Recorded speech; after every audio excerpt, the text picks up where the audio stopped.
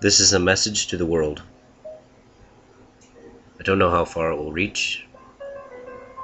I only hope that it reaches as many as it can in the time that there is. Whatever your beliefs, whether you believe in God or gods, or science, or nothing at all, I want this to be able to reach everyone in a way that they can perceive and take in with peace and understanding, and know the reasons for why I'm making this video. Now, we all know the Mayan calendar end date, whether it's true or not, or it's just the end of the calendar and the beginning of a new cycle. Regardless of the facts of what is true, something in and around that time is said to happen. From a science point of view, they talk about pole shift, they talk about us crossing the galactic plane. Spiritual and religions talk about second coming or an ascension or simply a spiritual awakening. There are many theories and ideas on what may happen on that day. Even contact or the return of those ancient ones that was said that they would return one day. Regardless of those ideas and theories of what may happen, I want to suggest for a moment a possibility of what could happen, can happen. We live in a society that doesn't exactly know itself too well. We like to think we do. In fact, we can become very arrogant and ignorant just because we think we know. We think we are top, the top, that we are the best because we can fly or go into space or send probes to Mars.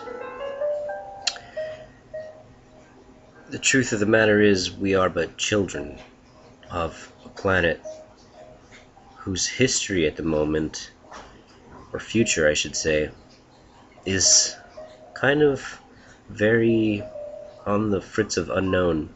We don't really know where we'll be in the next 20 or 30 years. And that's a big problem. Some scientists say we're on a tipping point of our ecological system, that if we don't do something now to change it, our planet is headed down towards a downward spiral. It'll get worse and worse. The economy, not just the economy, but the environment, everything will just slowly get worse and worse. And that's not something that we as a race, as a people, should not stand idly by and watch happen. We should be the ones to play out the situation, to be a part of that situation, to have a say in its structure and how it is molded. The important thing about our society is that we as a people, time and time again, during great stress, have always come together, have always made something of a situation, made it better. Sometimes we can make a situation worse, and it's the aftermath that we see the error of our ways, that we learn from them. It's very important that we embrace our differences. We embrace our cultures. There's so much that we can learn from each other. Learn from all of our combined consciousness. Unity. There are some who believe we live in a left-minded society, and um, if you know about some of the New Age movement beliefs, and even just some scientific evidence of us moving into a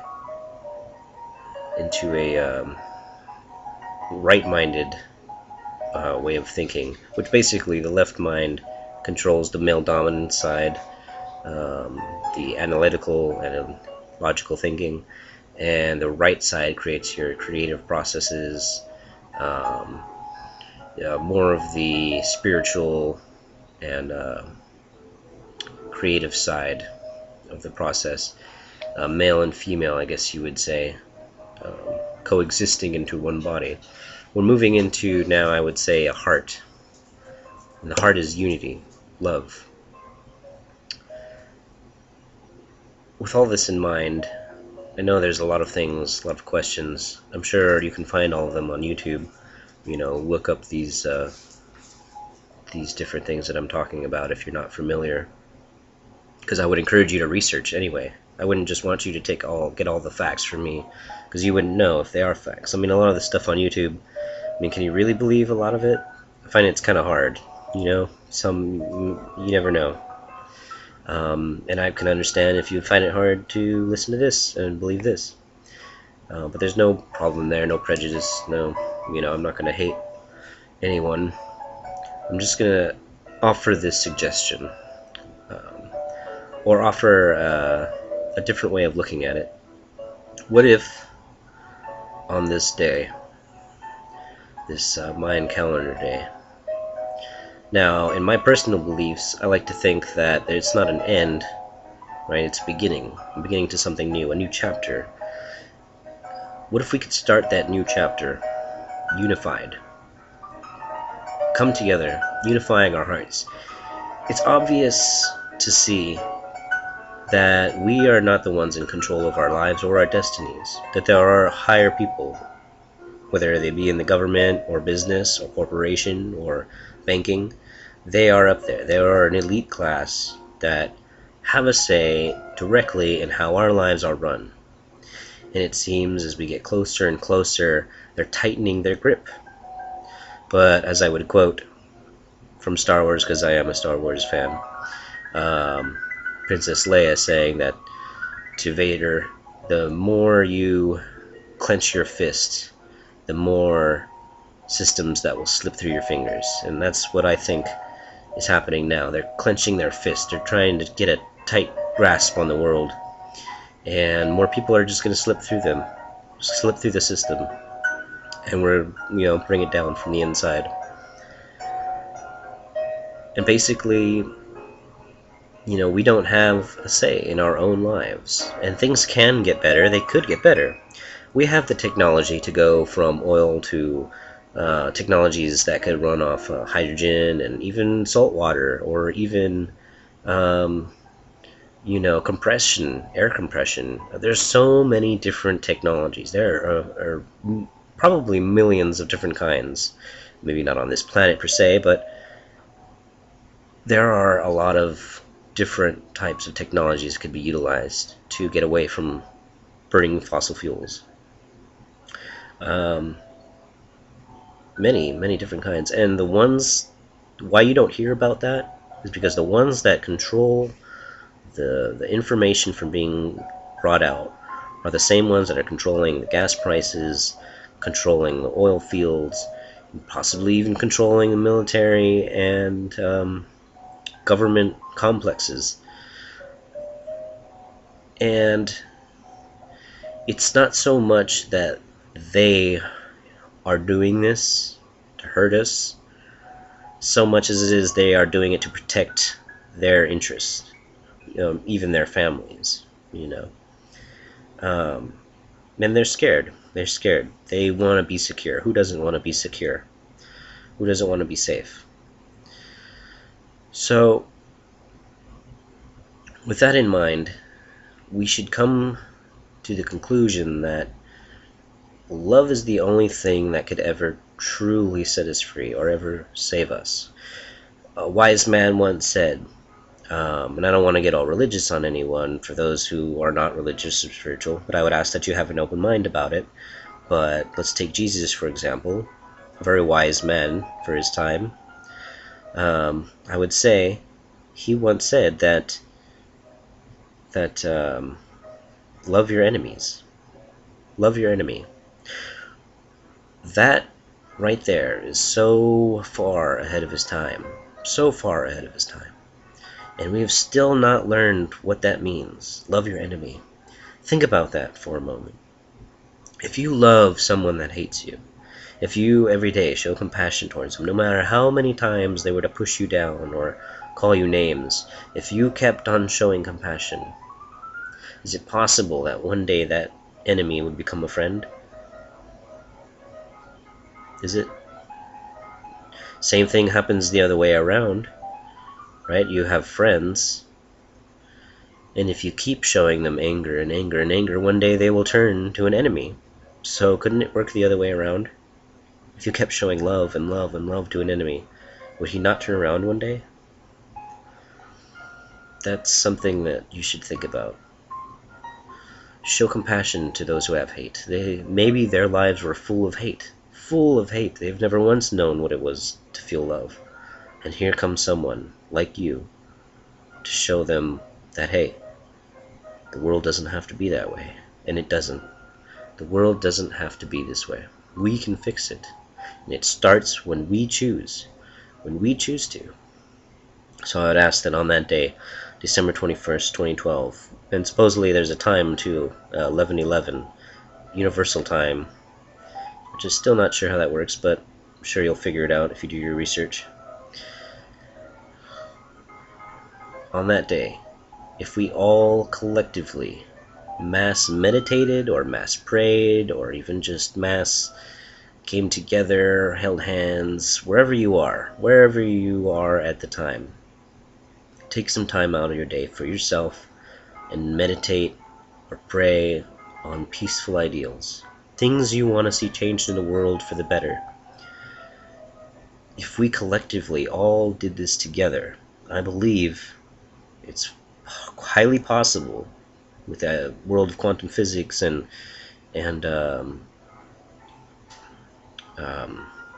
human consciousness, which basically are starting to merge. You can, I believe, can create that kind of a world, or it will start to mold towards that direction if we collectively brought it together. Some of you will pray or meditate on ending poverty or hunger. I imagine another collective will pray on or meditate cleaning the waters around the world, or pray or meditate on ending world wars or war itself. Pray or meditate on ending cancer or illnesses. Together, all of us around the world, unified in that direction, I believe would be a powerful, powerful pulse throughout the system. A shockwave of energy directed towards unified love. Now, if we could do that, imagine what the possibilities are. There's still some debate on how the pyramids were built, and I'm bringing them up because what if it's possible that collectively, a large group of people collectively came together, unified their hearts and minds, and built the pyramids with no technology whatsoever. They built them with their minds. Each block, each stone, that's why it was so perfect, because it fit together like Legos, because they built it with their minds. That theory is yet to be thrown out there, or whether or not it was proven. Here's one thing, though. Supposedly, don't know if it's true or not, but the pyramids were built from the top down, which has baffled scientists. They think it was maybe quarried out of a mountain. Maybe that used to be a little mountain range or a hill, so they built them from the top down. No one really knows, but I offer that as a theory. They use their minds. What if we can use our minds in the same way to create a better world for ourselves, to stop this world order that is trying to take us with force? We can end that. We can create a new human order. We can create an order that suits the human race, not built out of greed or corruption, not built out of hate or ignorance, but built out of peace, understanding, out of love, and care for each other. We can do this. I know we can. I have faith in humanity. I've always had faith in humanity since I was a child, and this has always been a dream of mine, to be a part of this moment. Always. And I have waited for this time for many years. I'm glad it's here.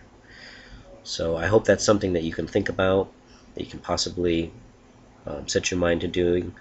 Remember, a mass meditation, December 21st, 2012, precisely 11:11 a.m. UTC. If you look it up, you'd find different times for each time zone. So 11:11 would be, I'm going to start from the United States or from California, because for some reason I looked it up. I mean, I could be wrong. If anyone has any new information, please, I wouldn't mind it posted.